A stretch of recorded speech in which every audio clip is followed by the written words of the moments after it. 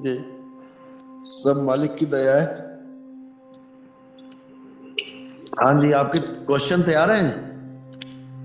क्योंकि काफी टाइम हो गया मुलाकात को। पिछली बार थोड़ा बिजी चल रहा था, ऊपर से नेट नहीं चल रहा था वहां जहां मैं गया हुआ था। क्योंकि 12 महीने ट्रैवलिंग करता हूँ मैं, एक एक दिन में 3 3 4 4 शहरों में जाता हूँ तो करके। हाँ, लेकिन अभी मैं दिल्ली में हूँ और बहुत अच्छा नेटवर्क है यहाँ पे। तो जो भी आपके सवाल हैं आप पूछ सकते हैं एक एक करके। वैसे फिर भी मैं ये कहना चाहूंगा कि ये सवाल जो आपके होंगे, ये ऐसे सवाल हैं जो लगभग हर आदमी के सवाल होते हैं दिमाग में, और इन सवालों का जवाब हमारे सत्संग में ही मिल जाएगा अगर आप लाइन से, सीरियल से केवल 50 सत्संग सुन लें। तो आपके जितने भी सवाल दिमाग में हैं, एक को छोड़ के, एक सवाल ऐसा है जो नहीं मिलेगा उसका उत्तर, क्योंकि मैंने दिया ही नहीं है। उसके अलावा सारे सवालों के जवाब आपको सत्संग में मिल जाएंगे। लेकिन फिर भी मैं यही चाहूंगा कि जब आप जुड़े ही हैं हमारे से, तो सवाल अपना सामने रखें ताकि अभी की अभी संतुष्टि हो, सवालों का जवाब मिल जाए। हाँ जी, बोलिए। हाँ जी, वो सतनाम नितिन जी, एक सवाल साहिब बंदेगी हाँ एक्चुअली जी, आपके एक एक करके पूछते रहे आप।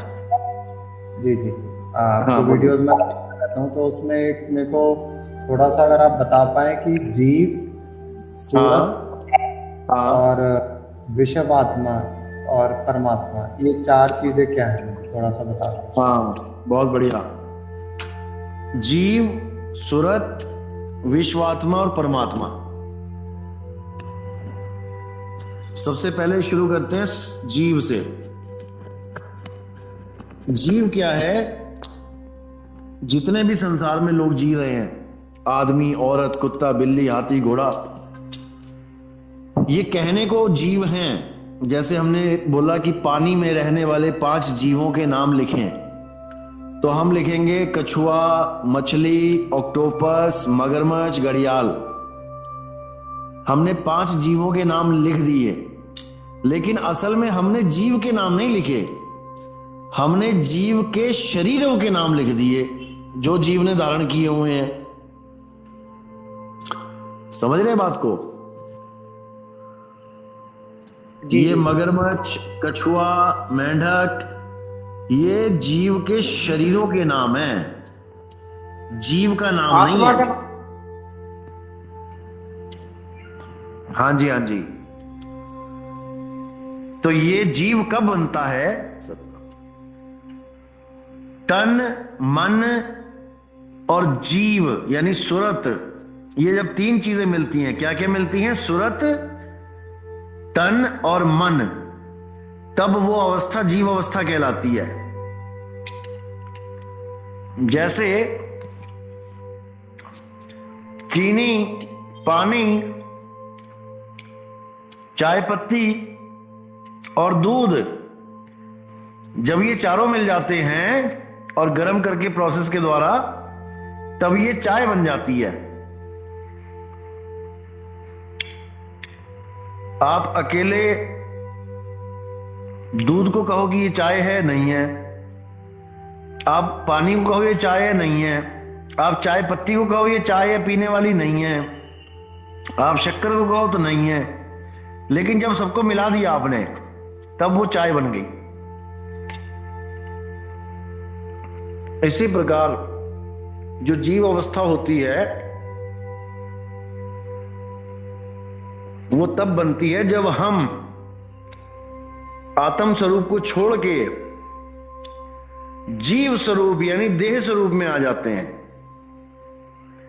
तब हम स्वयं अपने आप को जीव कहते हैं। जैसे अभी हम कहते हैं कि हम परमात्मा के जीव हैं, उसके अंश हैं,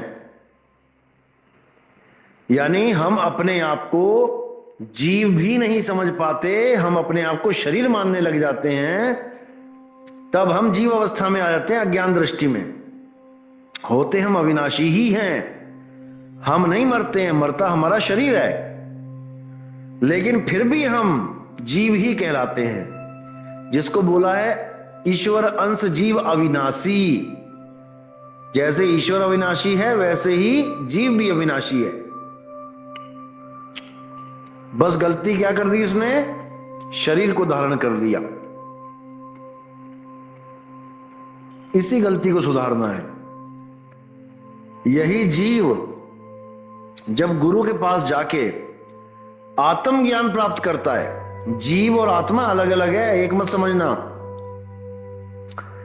इसीलिए इसको जीवात्मा कहते हैं। जीवात्मा यानी जीव प्लस आत्मा। अगर जीव और आत्मा एक ही चीज होती तो जीवात्मा बोलने की जरूरत ही नहीं है। जैसे जल और पानी एक ही चीज है तो हम कभी ये नहीं कहते कि जल पानी वाटर देना, हम कहते हैं जल दे दो या पानी दे दो या वाटर दे दो। दोनों को एक साथ मिलाने की जरूरत नहीं पड़ेगी। लेकिन जीव अलग चीज है, आत्मा अलग है। आत्मा शब्द सबके साथ लगता है, जीव के साथ भी लगता है, ब्रह्म के साथ भी लगता है और परमात्मा यानी परम के साथ भी लगता है। ये तीनों अवस्थाओं का नाम है।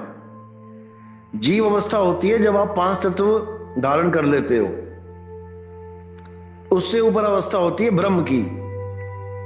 ब्रह्म अवस्था में आप निराकार अनुभव करते हो अपने आप को, यानी कि सुरति यानी ध्यान, तन और मन, ये तीनों जब मिल जाते हैं आपस में तो ये जीव कहलाता है। जब तन हट जाता है, तन को छोड़ दिया जाता है, तब सुरत और मन एक साथ रहते हैं, तब वो ब्रह्म अवस्था कहलाती है, जिसको हम विश्वात्मा भी कह देते हैं। विश्वात्मा यानी निराकार, यानी साकार तन को छोड़ दिया हमने, अब क्या बचा, निराकार। अब निराकार ऐसा कोई कोना नहीं है पूरे ब्रह्मांड में जहां निराकार नहीं है। कण कण में निराकार व्याप्त है, तो वो पूरी विश्व की आत्मा हो गई। जीवात्मा तब होती है जब केवल एक शरीर की आत्मा होती है। जैसे आप एक शरीर के मालिक बने बैठे हो तो आप जीवात्मा हो, और जीव जब हम लिखते हैं तो हम शरीर का नाम लिखते हैं। 5 जीवों का नाम लिखो, यानी मछली, कुत्ता, बिल्ली, आदमी, घोड़ा। तो जो आत्मा एक शरीर को पकड़ के बैठी है वो जीव कहला गई।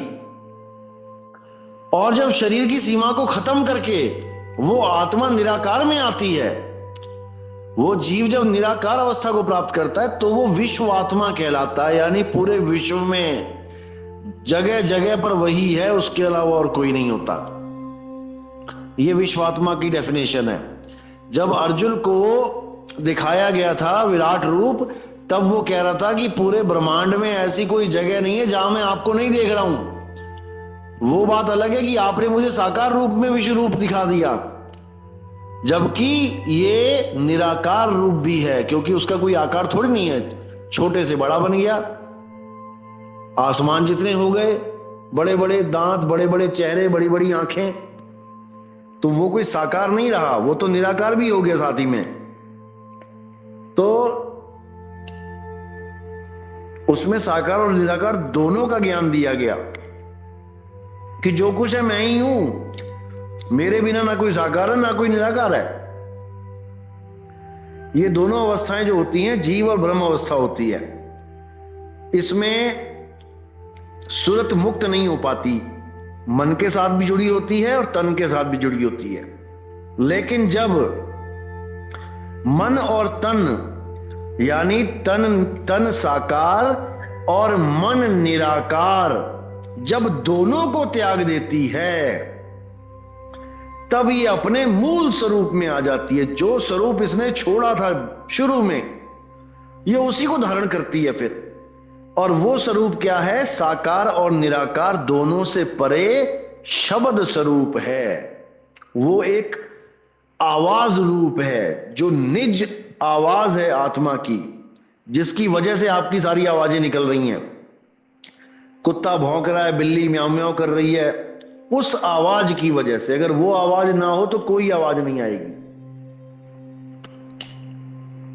तो वो जो आवाज है मेन, उसको शब्द गुरु बोला जाता है। बाबा नानक कहते हैं शब्द गुरु सुरत धुन चेला,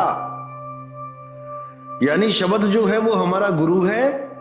वो अखंड आवाज वो हमारा गुरु है और हम सुरत रूप में उसके चेले हैं।